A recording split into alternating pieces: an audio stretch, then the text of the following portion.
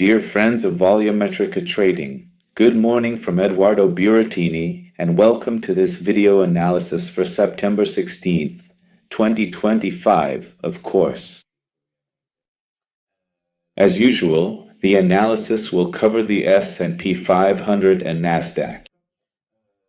Let's start right away with the S&P 500.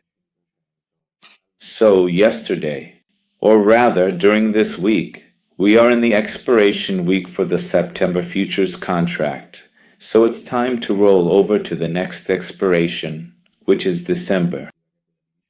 In particular, already yesterday, there was a notification through the automatic function of the Volzis and Volvic platforms, which told us that at least for the S and AMP wink with tongue sticking out, it was already time to roll over, because most of the volume had already shifted, let's say, to the next expiration, which is December. So, all the levels I'll be talking about in this analysis obviously refer to the December expiration. What happened in yesterday's session? Also, thanks to the new levels of the new expiration, we went back to making all-time highs, both for the S and AMP wink with tongue sticking out and for the Nasdaq. Obviously, it must be said that yesterday, as we can see from the RTH-only chart, it was a completely range-bound day, totally sideways, totally balanced. And this also happened within a fairly narrow price range because we see that the entire RTH range was only about 16 points. So really something very small, really something very small.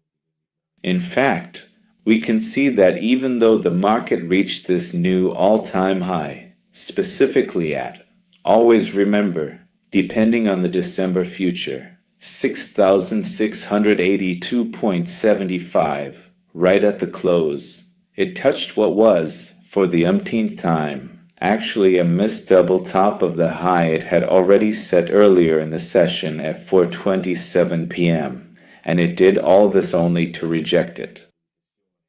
So, there's something quite important to point out here because it will be useful for the analysis I'm about to do.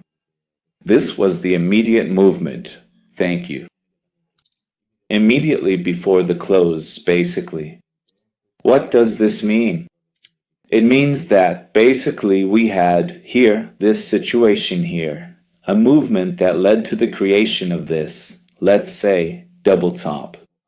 But most likely, in fact, almost certainly, it was a movement driven by the need for arbitrage related to market-on-close orders.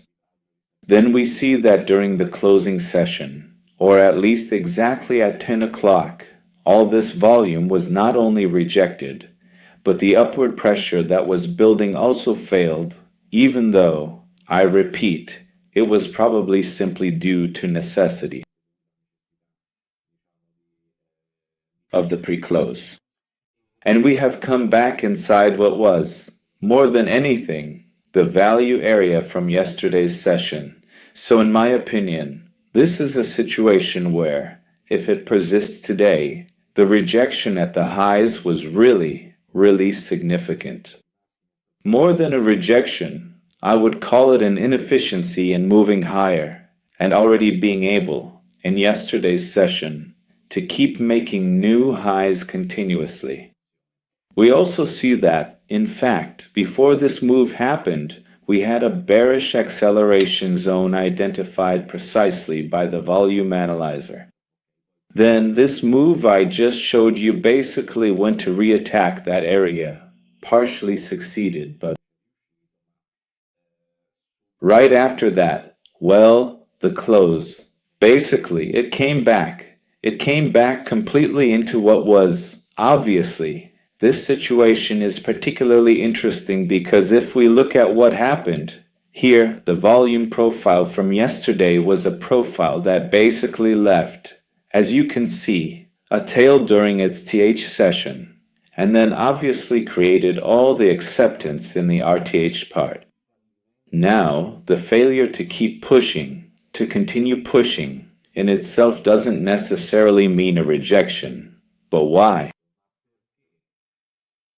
This high could have some elements, let's say, that could make it get retested, and so maybe go on to continue to build value at increasingly higher levels. Clearly, this profile tells us, again, based on yesterday, that the area around 6,660 or so needs to hold. We shouldn't lose this area if we want to see a fairly quick continuation, especially during ETH. Otherwise, it's not exactly a line in the sand, but it's already a first level that's starting to become interesting. Because, as we say, another chance. This could definitely be a situation that could easily develop today during the American session.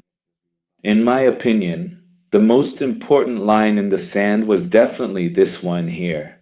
So this whole area between 6,651 and 6,645. So a range of about 5 price points. Why is this area particularly important? Here, we not only have a double level of previous seller absorption indicated by the vol analyzer, all of this happening as the swing was forming that generated demand, not just because it made new highs, but because it actually set new all-time highs. So, this is definitely one of the most significant absorptions. But also, right in this area, we have a virgin POC that comes from the TPO analysis. This POC is particularly important because it was the POC for Friday's session. Yesterday, we saw value move completely away from this type of value, so it also left a small value gap between the two areas, generally in case of interest.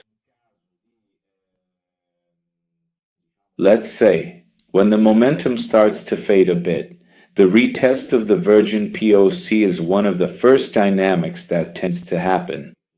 So, it's a level that initially acts as a magnet, especially when we see a rejection at the highs, as we're probably witnessing in this situation here. The test of the virgin POC is exactly what is needed, in a sense, to give the price a bit of momentum to gather steam and potentially return to maintain its directionality. So, this level is definitely among the most important. Specifically, this area between 6,650 and 6,645, this whole price range here. We see a similar situation on the Nasdaq as well. On the Nasdaq, we can say that we're basically in an almost identical situation.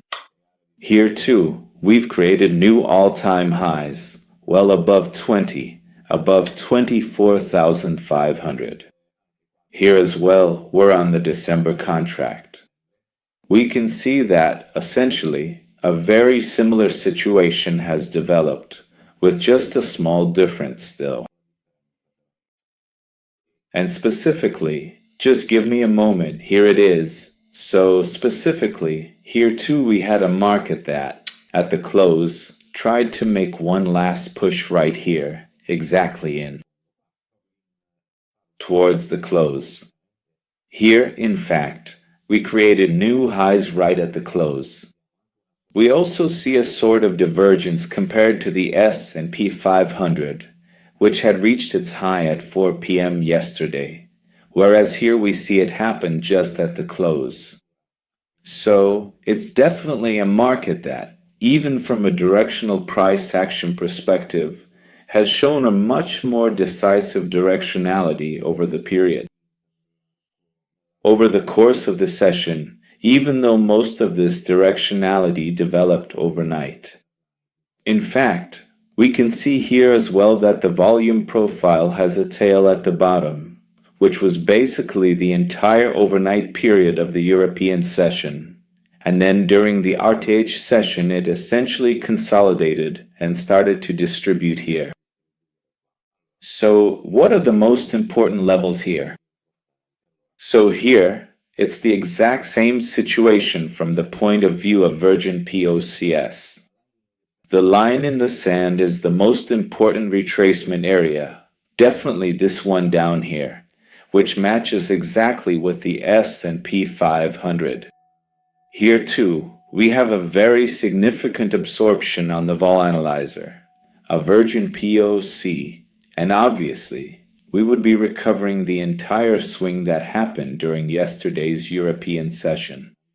We're obviously a bit further away from where we are now, but definitely, this is the area that, as a last resort, must be held in order to still talk about the possibility of pushing higher and making new highs.